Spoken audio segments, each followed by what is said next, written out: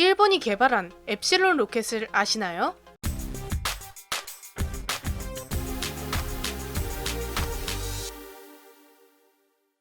안녕하세요, 지식스토리입니다. 이번에는 일본의 ICBM에 대해 알아볼 텐데요. 일본은 미사일과 같은 공격 무기를 보유할 수 없기 때문에 당연히 ICBM도 보유하지 못합니다. 그런데 이게 무슨 소리일까요? 먼저 ICBM을 간단하게 설명하자면 대륙간 발사가 가능한 탄도미사일입니다. 그래서 사정거리가 5,500km는 넘어야 하는 것입니다. 그렇게 먼 거리를 타격하기 위해서는 일반적인 미사일처럼 날아가서는 안 됩니다. 특수한 방법으로 비행을 하게 되는데요. 먼저 대부분 3단 로켓으로 구성되어 있습니다. 1단, 2단 로켓을 분리하며 대기권을 벗어납니다. 그리고 탄두를 최종적으로 분리하게 되고 거기서 탄도 비행을 하게 됩니다. 그 후 대기권으로 재진입하여 목표 지점을 타격하는 것이죠. 여기서 필요한 기술은 크게 두 가지입니다. 첫째, 로켓 기술. 대기권을 벗어나는 비행을 할 수 있는 추진체와 엔진을 만들어야 합니다. 둘째, 대기권 재진입 기술. 탄두가 대기권을 벗어난 뒤 다시 땅으로 떨어질 때 엄청난 공기 마찰이 발생합니다.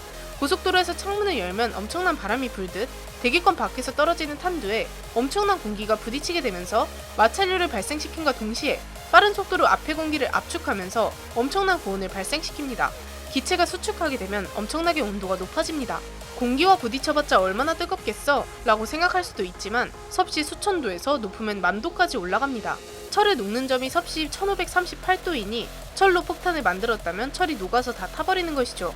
그래서 로켓을 만들어도 대기권 재진입을 못하면 아무 소용이 없습니다.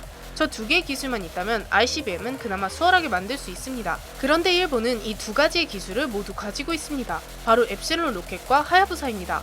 먼저 엡실론 로켓은 일본의 항공우주연구기구와 민간 중공업이 함께 만든 고체 로켓입니다. 기존의 로켓이 발사 비용이 매우 많이 들게 되자 로켓을 소형화해 경제성을 뛰어나게 개발한 것입니다. 엡실론 로켓은 24.4m의 높이에 3단 또는 4단으로 발사할 수 있으며 1.2톤에서 1.5톤 정도의 무게를 탑재할 수 있습니다. 이 로켓은 고체 연료를 기반으로 하고 있기 때문에 ICBM과 사용되는 기반 기술이 거의 같습니다. ICBM은 보관하고 있다가 유사시 발사해야 하기 때문에 연료를 고체 형태로 보관합니다. 우리가 흔히 보는 우주 탐사 로켓들은 액체 연료인데 그렇기 때문에 발사대에 설치하고 연료를 주입해 발사에 소요되는 시간이 굉장히 깁니다. 엡실론 로켓은 2013년 9월 14일 1151km 고도에서 인공위성을 성공적으로 분리하여 임무를 완수하였습니다. 즉 일본의 엡실론 로켓은 첫 번째 필요한 기술인 고체 연료 로켓 기술을 충족한 것입니다. 특히 이 엡실론 로켓은 크기와 탑재 중량 그리고 고체 연료라는 점이 미국의 ICBM 피스키퍼와 굉장히 유사합니다. 미국의 피스키퍼 미사일은 굉장히 정확도가 높고 현재까지도 최강의 미사일로 손에 꼽히고 있습니다. 엡실론 로켓 기술만 있다면 다시 지구로 돌아올 수 없으니 무기로 사용하기는 힘들 것입니다. 하지만 일본은 하야부사가 있습니다. 하야부사는 소행성을 탐사하는 탐사선인데 2003년에 발사하여 소행성을 탐사하고 심지어 소행성의 물질을 채취하여 2010년 6월 14일 지구에 도착했습니다. 소행성의 물질을 담은 캡슐은 초속 12km의 속도로 대기권에 진입했고 섭씨 만도까지 온도가 올라갔습니다. 즉 이것으로 결론이 난 것입니다. 엡실론에 하야부사를 탑재했다면 충분히 대기권 밖으로 하야부사를 보낸 뒤 대기권 안으로 재진입이 가능한 것이죠. 여기에 폭탄을 싣거나 핵무기를 싣는다면 대륙간 탄도미사일이 되는 것입니다.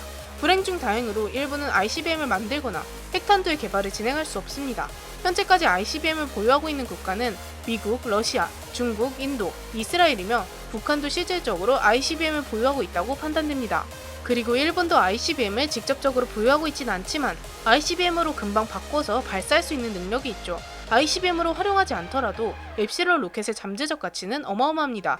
굉장히 저비용으로 설계했고 고체 연료이기 때문에 많은 양의 로켓을 대량으로 생산할 수도 있고 전시 상황이 되면 수많은 군사 위성을 발사할 수도 있습니다. 더군다나 현재 상황상 일본이 평화헌법을 개정할 가능성도 배제할 수 없습니다. 그렇게 된다면 우리나라에 어떤 영향을 끼칠지는 미지수이지만 긍정적인 영향은 아닐 것 같습니다. 사실상 로켓과 같은 우주과학 기술을 연구하는 것은 굉장한 경제적 손해처럼 느껴지지만 이렇게 축적되는 수많은 과학기술은 군사적 목적부터 민간 목적까지 수많은 분야에서 활용할 수 있습니다. 현재 우리나라도 이러한 로켓 개발을 꾸준히 진행하고 있고 단기간에 많은 로켓 기술을 확보하였습니다. 인공위성 분야에서는 세계 정상급 수준을 보여주기도 하죠. 하지만 우주까지 쏘아올릴 만한 로켓 기술이 주변국에 비해 부족한 것도 사실입니다. 우리나라도 현재보다 우주과학 기술에 많은 투자를 하여 우주과학 기술 강국이 되었으면 합니다. 이렇게 일본의 엡실론 로켓과 하야부사에 대해 알아보았는데요. 영상을 재밌게 보셨다면 구독과 좋아요 부탁드립니다. 감사합니다. 지식스토리였습니다.